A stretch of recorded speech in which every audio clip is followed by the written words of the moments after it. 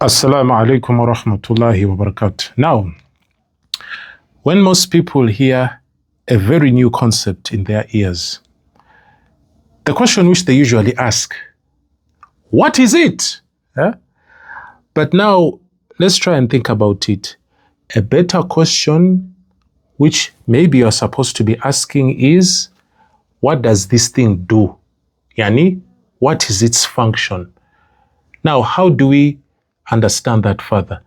Imagine you are being given a machine from which you have never seen. Let's say it's from another planet.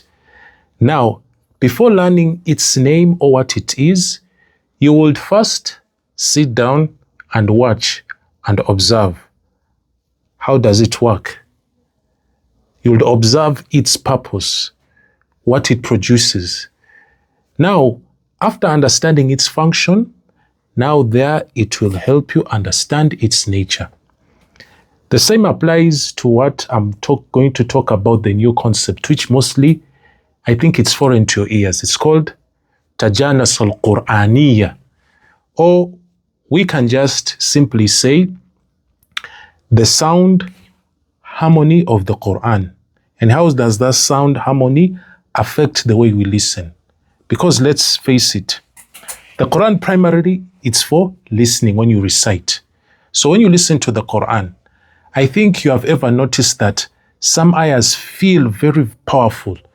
Some ayahs feel very gentle. But even by listening, some ayahs feel somehow overwhelming. Why? Because it's not because you have understood the meaning, because the meaning alone does not explain that effect which you feel. The sounds, when they enter your ear, themselves are now participating in the recitation of the Quran and the spreading of the informations. So, the sounds are not merely carrying the message of the revelation from Allah subhanahu wa ta'ala, but the sounds themselves are helping deliver the message. So, that is the function of what they call Tanajasul Qurani. It is the harmony between the sound of recitation and the meaning. You see, by listening to the Quran being recited, the sound moves in the same direction as the meaning itself. So, with that, after understanding the functionality, now we can now define what it is. Okay?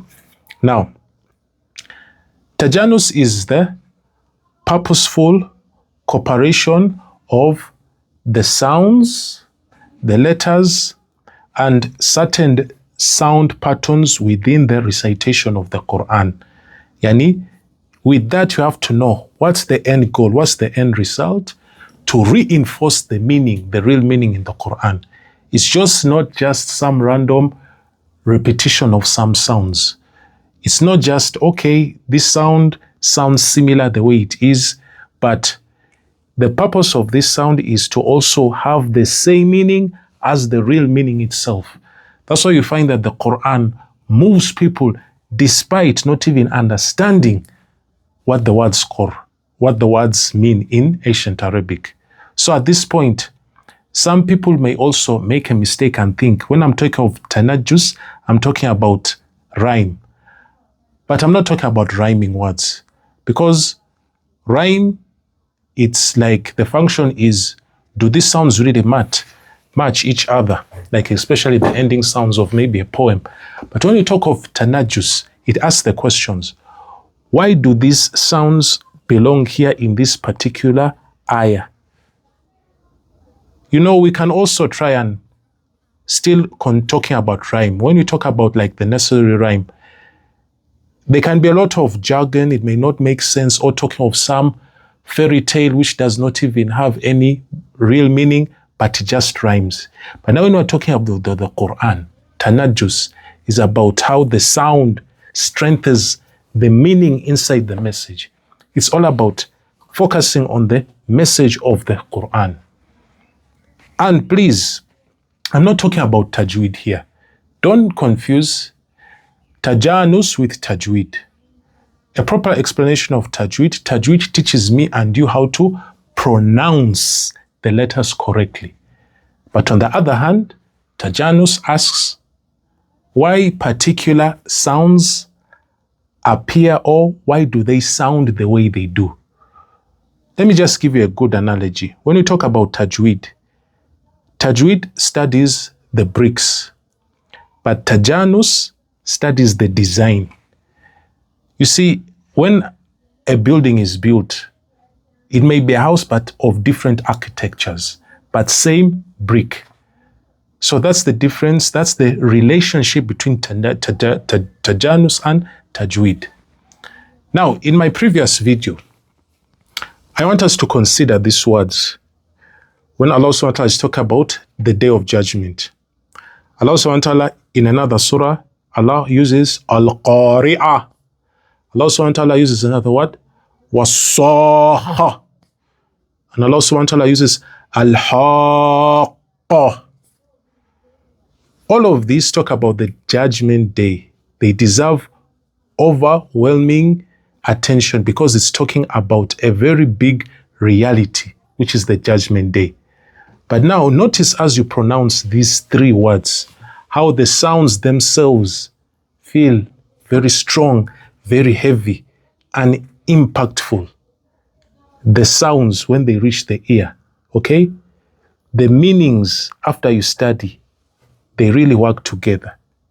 Now, the sound and the meaning working together, that's what they call Tajanus. Sound reinforcing or strengthening the meaning, okay? Meaning reinforcing sound, that's the meaning of Tajanus, okay? But the most important question is, which we have to ask ourselves, why would Allah subhanahu wa ta'ala, in His perfect wisdom, arrange the Quran like this? Because the Quran, which comes from qara'a, meaning the one which is recited the most, Quran, it wasn't sent just for information. But Allah subhanahu wa ta'ala sent the Quran so that our nerves can be transformed. We're supposed to be transformed. You know, when we look at information, the function of information, it usually changes what you know, okay? But when you experience something, okay, experiences really change who we are. The Quran does not only give us information, but it also transforms us through the experience. And the main experience of the Quran is listening to the sounds. The meanings guide, and also the sounds of the Quran al-Karim guide. Even the rhythms which you hear in the Quran guide. Everything works together towards the same purpose. That's why sound reinforcement meaning of the Quran, which is called Tajanus, it really matters. And that is why learning it completely will change the way me and you experience our listening to the Quran. Assalamu alaikum wa rahmatullahi wa barakatuh.